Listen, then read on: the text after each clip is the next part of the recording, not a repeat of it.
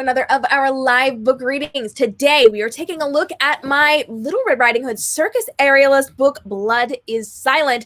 We're going to be reading the first chapter together. I'm so excited for this one. This was a lot of fun for me to write. I actually got to work with real life circus performers as consultants on this book, so all the cool stuff going on in here was directly from them. I'm really excited to jump in and read the first chapter today. So if you're joining me here on YouTube or on Facebook, go ahead and leave your questions, your comments. Let's talk about the characters. Let's talk about the books. I cannot wait to hear from you. We're going to dive in and we're going to read the first chapter, which, by the way, I have not read in a very long time. So this is a total cold reading. So let's see how I do. I'm going to be using my blue light blocking glasses so that I do not burn my eyes out as I read those little black letters against the very bright white page. So I want to make sure that we are doing this in a safe way for our eyes. So are you guys ready? This is all about Blood is Silent, my Little Red Riding Hood circus aerialist retelling, and I just realized I also need to read the back for you. So real quick, let me do that. Red Riding Hood is a circus aerialist, and the wolf is ready to cage her. Sienna has grown up working for the circus, dangling off her signature red silks every night. Her grandmother has been known to wander off to train new acts for their boss, but when Sienna tries to find her to bring her back to the show, she doesn't expect the dashing and dangerous Elijah to join her. When they finally discover Grandma Ida has been transformed deep in the heart of the woods, Sienna will stop at nothing to save her, but the wolf has her right where he wants her, and she won't be able to escape his claws. She was told not to go into the woods alone. All right, let's dive in. We are going to meet Sienna and some of her incredible circus performer friends as well. And we're going to hope that I don't stumble over my words too badly. Let's do this, friends. You need to worry more about the world, he warns as his eyes flick over to me. You're not invincible, Sienna. Neither are you, Ephraim. He eyes me with a grin. Actually, that's exactly what I am, madam. Ephraim motions down to his abs as he tightens them. Just because they advertise you as the invincible man doesn't mean you are, Eph. I've seen you in training, don't forget. Spinning, I twirl my silks around me like a cape, clutching it under my chin. I consider sticking my tongue out at him, but decide to pretend to be mature instead. I don't think that's how it's supposed to be used, he smirks. How would you know? You're on the ground all the time. I wrap my foot in the fabric and begin to climb, using my other foot to hold the fabric in place, pushing myself higher as Ephraim watches me. My hands and feet take turns pushing and pulling my body into position. You've had me in the air enough times that I can pretend to do your job, Sienna. Yes, and flawless as you may be, I still look prettier up here, I counter playfully. I separate the silks and lift myself up into a double footlock. Josephine starts the organ music across the tent as we all warm up for the evening's show. It's muggy in the tent, and the crickets have started chirping early this evening. Indeed, Ephraim turns and makes his way over to a bench where he starts curling his arms as he lifts his weights, showing off as several of the girls walk by. They ignore me in favor of ogling Ephraim. Can't he just... See, there we go. Can't he just practice throwing knives instead? He has more than one job here. Where is she? An icy voice cuts through the organ's deep tones. Turning, I find Samuel standing in front of me. I lift both hands above my head, leaning forward as I cross the silks behind my back. Moving my hand to grasp the fabric, I lean back to invert, legs out to the sides as I dangle upside down from the silks. Who? I reply, facing away from him. Ida, of course, he snaps. She's been gone 3 days. Where is she? You know as well as I do that she's out in the woods working on a new routine. Or something. We don't ask questions about grandmother's magical ways. She always returns with something new that changes the face of the show, though, so we let her get away with being mysterious. Your grandmother can't just go running off whenever she feels like it. I don't have to see him to know his fists are clenched at his sides. Samuel's reactions are as dependable as the rain on the first night of the show in a new town. Of course, my grandmother can do whatever she wants. She's responsible for 3/4 of the acts that perform in this tent. Samuel may own the place, but grandmother is the one who keeps it running. If she wants to wander off to one of her many cabins along the route, no one is going to stop her. She comes back with magic every time she leaves and makes Samuel a ton of money. If she's not back by tomorrow, you're going after her. He's most definitely clenching. I murmur, pulling my legs back from the sides to lift myself to face him again. He glares at me for a moment before looking around at the others warming up under the enclosed tent. We don't have time for that, Samuel shouts to them. The people are here. We're starting early tonight. Places. I can hear one of my grandmother's many little sayings floating around in my mind. She's always coming up with strange things to say that make the most perfect sense, and then she uses them over and over as reminders to the crew. Smoke for fire, she always says about Samuel. For as much as he tries to breathe flames, he's all talk. Josephine's playing only slows for a moment as she registers his words, transitioning into the song she reserves for signaling the performers to hide from the incoming audience. We still have time before the people make their way into the tent, but many of us aren't allowed to be seen by the public until our appearance in the show and have to get out of the main part of the tent. Several of the men and women walk out of the tent to engage with the audience who has come to see the show before they take their seats inside the tent, colored by yellow-tinted lights. I duck behind a curtain that separates the main ring from the area we've designed for the performers, and I walk toward my dressing room. My trunk sits in the corner of my fabric-encased square room. There's enough space to change wardrobe and do my makeup. The walls of the tent don't block the sound, so Josephine's swelling music crashes through the backstage area loud enough that it sounds like I'm in the center of the ring. Ready, Sienna? Fanny's voice frightens me. I whip around to face the closed curtain that acts as a door. Almost, I answer, dipping my shoulder down as I slip the sleeve over my arm. The flesh-colored fabric settles snugly against my body, ribbon-like strips of red fabric wrapping around me dramatically to mesh with the silks as I perform. I loop the elastic over my finger to hold the sleeve in place, a sharp point dividing my hand in half. The curtain moves as I push it open and step out in front of Fanny and Blanche. The two sparkle in deep purple tones adorned with silver accents. Both girls wear curled hair pinned back to the sides. The only difference in their ensemble is the color of their hair. Fanny a chestnut brown, and Blanche the darkest raven black I've ever seen. Grandma Ida did the girls a favor when she chose purple as their signature color. Trying to impress someone tonight, Blanche muses, kicking her hip out to the side as she raises an eyebrow. No more than you, I counter, releasing the curtain behind me. A rush of wind passes as Harriet rushes through with her batons. Had they been ablaze, she would have burnt down the tent with the way she's moving. Slow down, Harriet. Opening act isn't for another 2 minutes, Fanny calls after her playfully. The girl ignores her. One of these days, she's going to turn around and breathe fire at both of you, I warn with a laugh. You mean I'd finally get a solo act? Blanche grins. I'm in. She winks conspiratorially at me, turning to playfully yell, Hey, Harriet! Fanny shoulders her friend like she does when one of the horses is being stubborn. Blanche holds her ground, barely swaying. Rolling my eyes, I push between the two toward the main part of the tent, ribbons in hand. Time to go, ladies.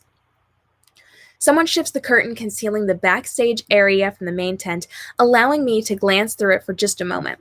People file in, taking their seats as they wait for the show to begin. Josephine pounds out the notes on the organ, swelling enough to get the crowd ready for our grand entrance. I heard Ida still isn't back, Harriet murmurs, shifting anxiously next to me.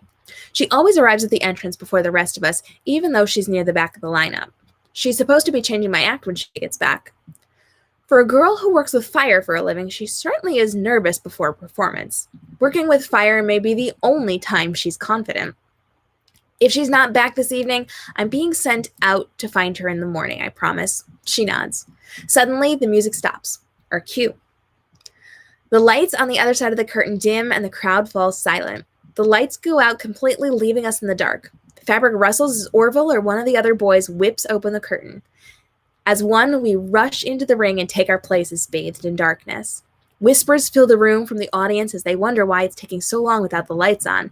Josephine presses one finger lightly on the organ key, followed slowly by another. Deep breath. Lights. Roaring music crashes over the audience as the lights go on at full strength, drenching the ring in yellow. Throwing my hands up into the air, I release the ribbons.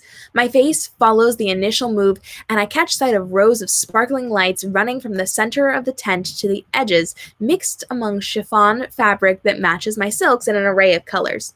Looking back down, I see the crowd as the other performers start swirling around us. I dance with my ribbons, twirling them into the air to catch the attention of the onlookers. Most of us can't give away our acts just yet, but the opening number still has to shock and awe the audience. Fanny and Blanche find their horses across the tent and mount, standing on their saddles as they race around outside of the ring. Ephraim juggles knives, concealing his true abilities for later.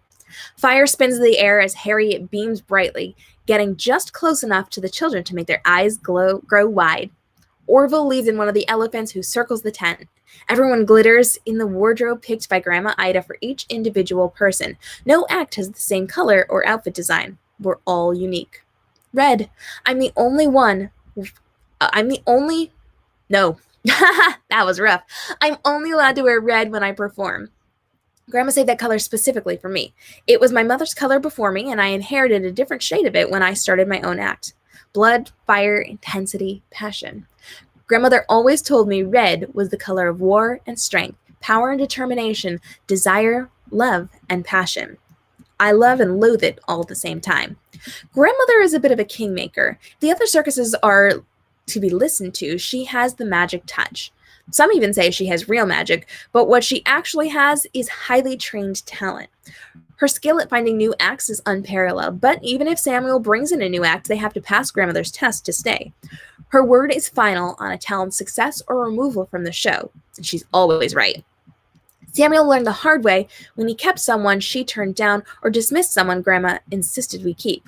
With the way she always knows, it wouldn't surprise me if she had some magical creature sent to watch over us. What?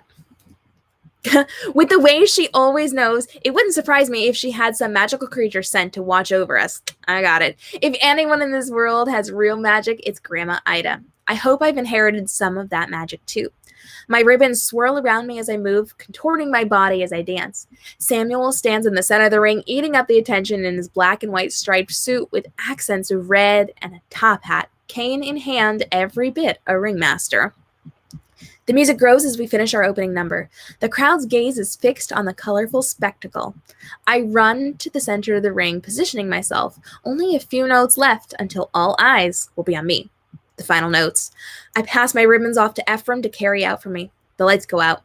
Everyone else runs to clear the area. I remain, twirling the fabric of one of the many... Whoa, wow, that was rough. Twirling the fabric, one of the men lowers for me around my arms in the beginning pose, showing off the silks, one toe pointing gracefully in front of me. A single light falls on me. The group is transfixed by me as I start to move, leaving the fabric to fall behind me as I step forward, distracting them as the remaining performers leave the ring. Each step matches Josephine's music. My costume matches the silks, and once I'm in the air, it will look like it's part of the fabric, making me one with my apparatus. I greet each section of the crowd, taking small bows or holding my arms out as I move around the center of the tent quickly before taking my place by the silks once more. Lifting myself onto the silks is easy, and I quickly climb high into the air, high enough to be seen by everyone without them having to struggle to look around the people in front of them. Just as I've been taught to do, I move into a double footlock, wrapping my silk around my feet. Grandmother knew I needed to put on a show if I was going to be the opening act for the circus, and her routine never disappoints.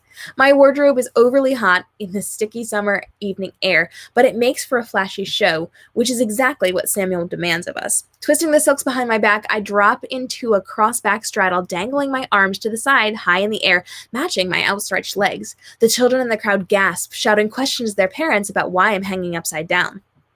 I smile to myself as I move, twisting the silks counterclockwise until I start spinning clockwise in the air.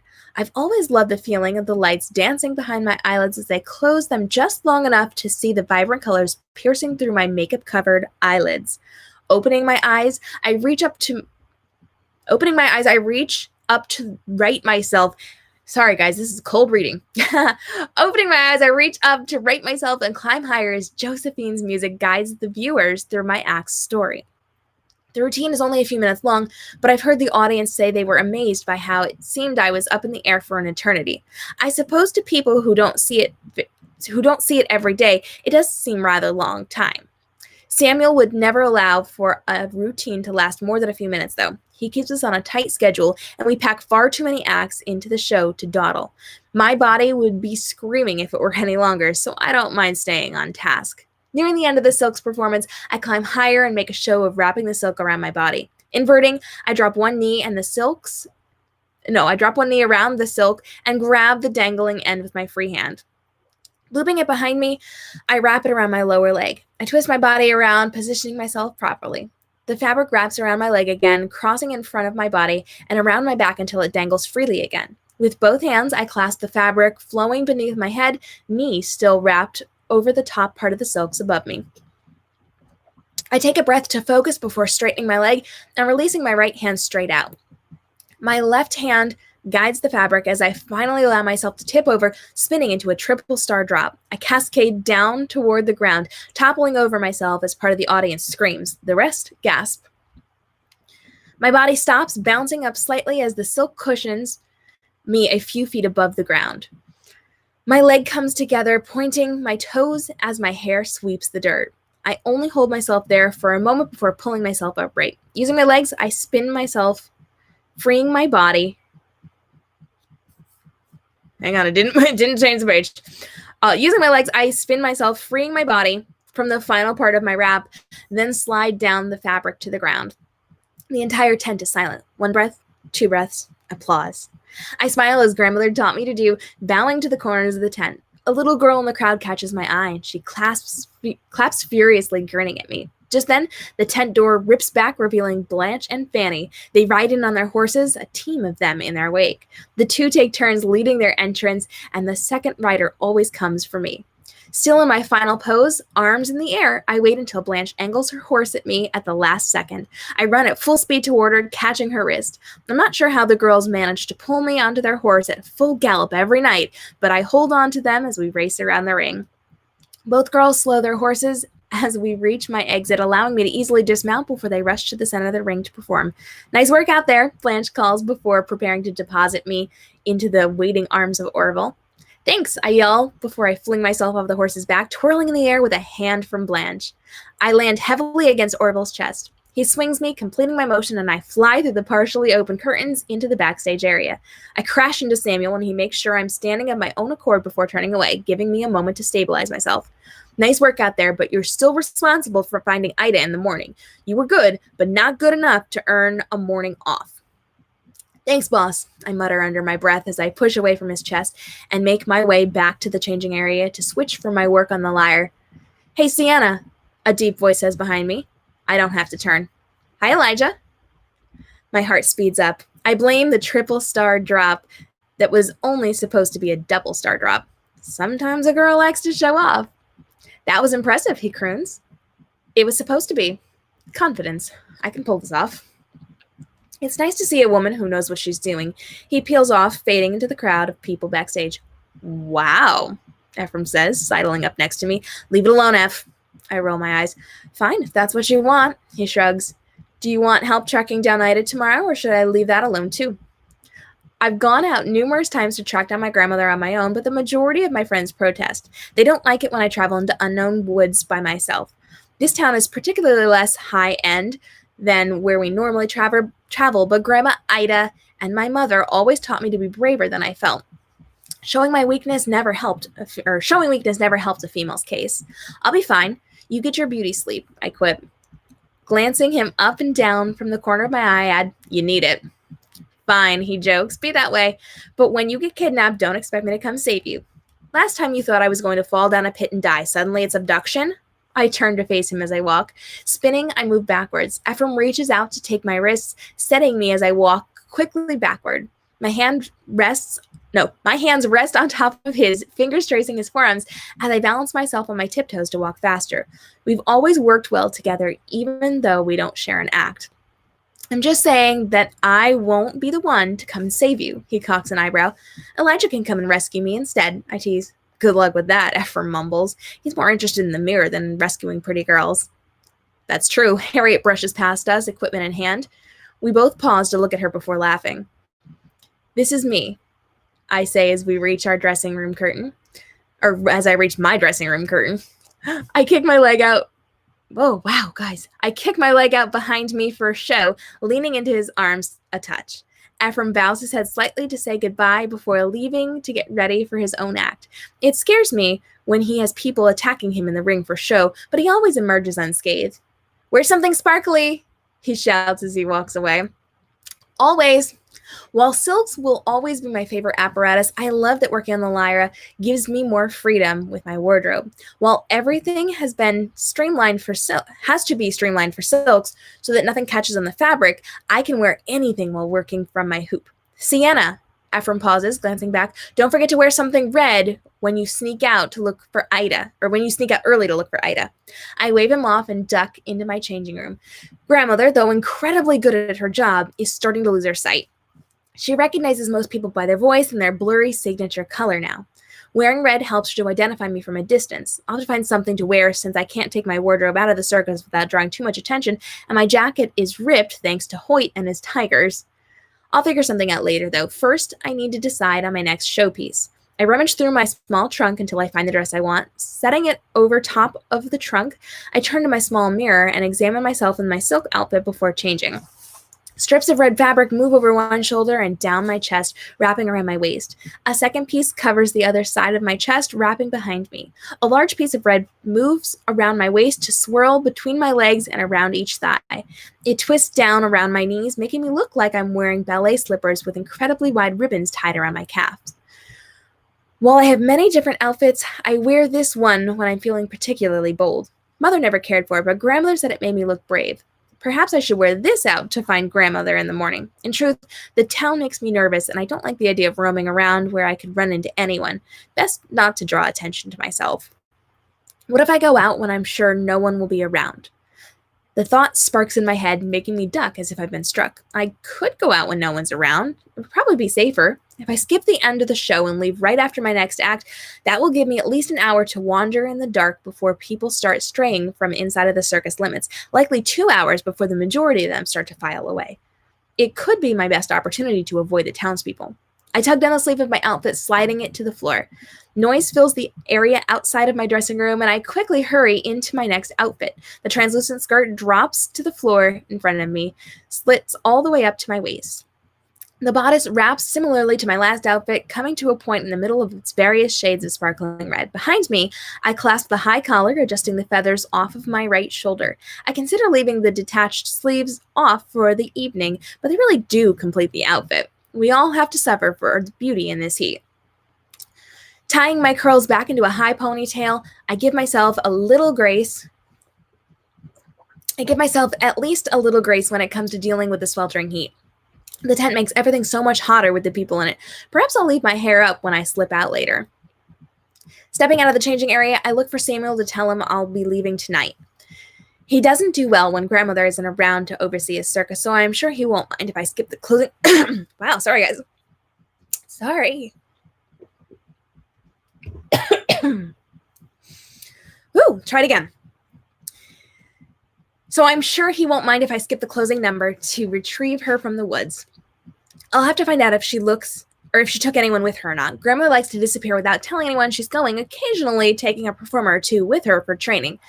Before I can take more than 3 steps, Fanny has me cornered.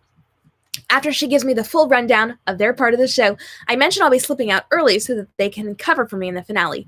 Blanche nods, but looks worried, as does Fanny. They know better than to argue. I find Samuel explaining what I'll be doing and get his approval before making my way to the ring to wait for my next call time.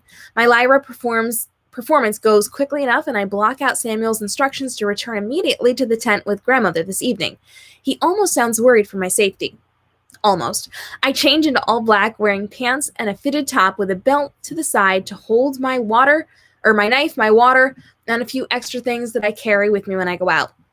Without a jacket to wrap myself in, my only option is my red cloak. Once my boots are tied, I pull the cloak around my shoulders and step out into the night air, leaving the hood off. Not wanting to deal with the warmth of the fabric, I push it off my arms behind my shoulders, leaving it to hang from my neck.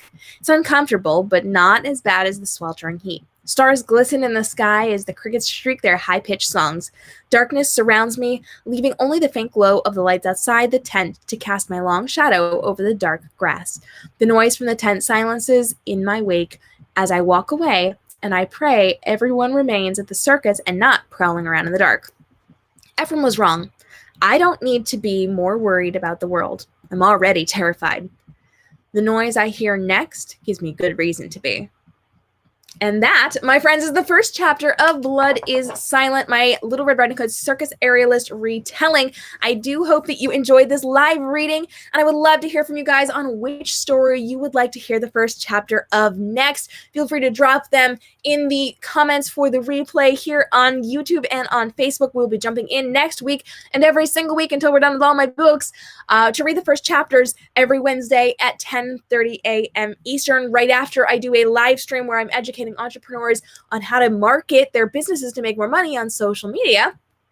And right after this, in 5 minutes, I am going live on youtube.com/coveraday. We'll be making a live book cover on air together, so you can actually come hang out while I create an evil villain cover today. You get to help me pick backgrounds and models and fake title names and taglines and all those fun, fabulous things. So come join me. It's going to be a lot of fun. It is youtube.com/coveraday. And that's going to be every Wednesday at 11 a.m. We're now doing it on YouTube, not just in our secret group. So I'm very excited for you guys to come join us. And I will see you again next week as we continue to read more of these books. If you want to learn more about Blood is Silent, you can hit up bloodissilent.info.kmrobinsonbooks.com or look it up on any of the book buying platforms. And of course, we've got lots of videos here on the YouTube page as well. And you can check out the World Portal for character art, for fan art, for behind the scenes, for bonus content, all these really cool things over on my website, kmrobinsonbooks.com. Until next time, I hope you all have a great day and stay